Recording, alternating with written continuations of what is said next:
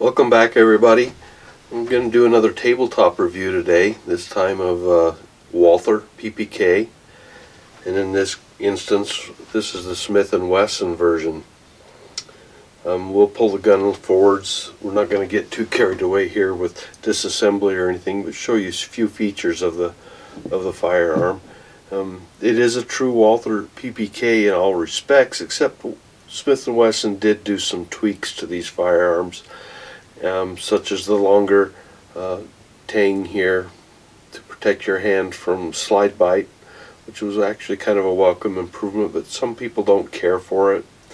Smith and Wesson did have a recall on these firearms, and it kind of gave the brand name of Smith and Wesson a bad black eye, a bad taste in people's mouths because of some problems they had with their firearm. Once the recall was performed, they would get a little stamp mark. This one does not have that stamp mark. This is for the reason it is a post-recall firearm. It was past the date that they had those problems and got them fixed. And these are fine firearms other than that respect. Some people say they are not built quite as well, finished quite as well as an original Walther from Germany. I should say this is an original Walther in most respects, other than the fact it was made in the United States by Smith and Wesson. We'll bring it in a little closer. Take a look. This happens to be the engraved version. These are the original grips that came with it. I believe they look like an Altamont grip, the walnut type laminate that they currently have on their site for these. Let's see if my camera will focus on it. Sometimes has a little trouble with engraving. These are machined engraved, and of course Smith & Wesson doesn't deal with the Walther product line anymore. Just wasn't economically feasible for them, so they've stopped carrying that. Walther does have a United States plant now in order to manufacture them. Of course, this is a PPK now. The PPS would hold 7 rounds. The PPK is a 6 round. The PPKS rather, not the PPS. The PPKS was designed to overcome the import ban by lengthening the grip just a little bit, which gave it the added benefit of having that extra round in there.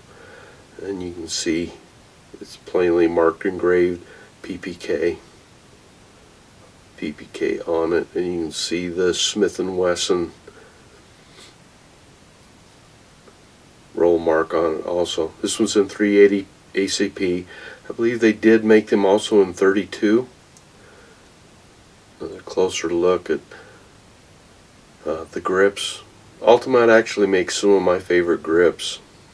Now these would have originally came in, this was a pawn shop find, so unfortunately it did not come with the original box, and so some of them came with. Some of them did not come with the box. It was a mahogany box. They also came with 2 magazines, a flush mount magazine. These appear to be Walther magazines actually, or Walther bannered. You see the 9mm Kurtz, the 9mm short is what that means. On the opposite side, 380 ACP. And these are identical to current manufacturer Walther magazines, the 6-rounders. Here's the other magazine that came with them. The finger grip, still a 6-round magazine, as you can see, but it has the finger grip on it. Now, we've already safety checked it. It is empty. It does have a loaded chamber indicator right here. This little button pops out. And you can see, well, there's our sight picture. A nice little red square on the center of the rear sight and a red dot on the front one that line up very nicely. We can bring that in a little closer so you can see the red dot on the front sight also. No slide lock on the PPK, so I can't lock the slide back without the magazine being in the gun. But once it's on the empty gun, we can lock the slide back. And now I'm going to go ahead and put my finger in here, but you can see if I press here, we can see, I don't know if you can see that or not, but the loaded chamber indicator popping out there on these. Now these disassemble just the same as a PPK from Germany. They also operate the same. The disassembly is simply pulling down on the trigger guard, and then since the barrel is on the frame, solidly mounted, straight blow back, then the rear of the slide, when the trigger guard is down, rear of the slide pops off. Now, really the only other experience I have with the PPK style is I owned a Bursa Thunder 380. Was not overly impressed with the Bursa Thunder, especially comparing it to this pistol. I find this one much better, much more solidly built, a little bit heavier feeling if memory serves. This has right at a 5-pound trigger pull in single action. It's a double action, single action. A lot like a Beretta 92FS, not so much like a Colt 1911, but it is a hammer drop safety. So when we put the safety on, see the hammer drops. When we put it back into fire position, we now have a double action trigger pull. Again, once again, we are empty, chamber indicators down. Pull the trigger. You can see it's a very stiff double action. But other than that, very fine firearm. Some people like them, some people don't. I think they've aged very well, and think it's one of the better 380s out there for an old school heavy all metal. And you know, in my collection, I do like the what I call barbecue guns with engraving, and I do like metal and wood, which this one definitely is. There's a little bit of weight there. Still able to carry concealed pretty easily, especially with the flush mount magazine. Go ahead and insert it so you can see it does not lengthen. You're limited to a 2-finger grip in that case though. Your pinky's just going to be floating, but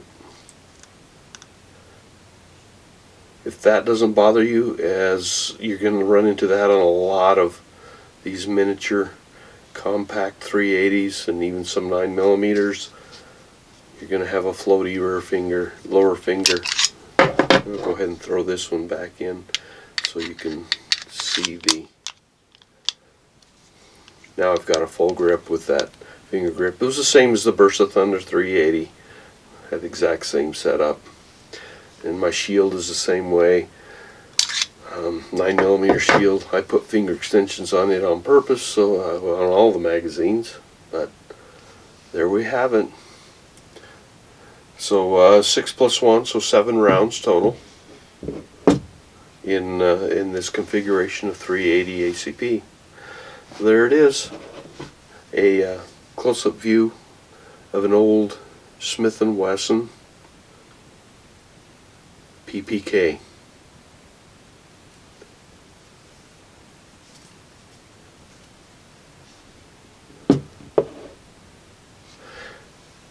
And one more quick thing, here's the old Bursa Thunder 380.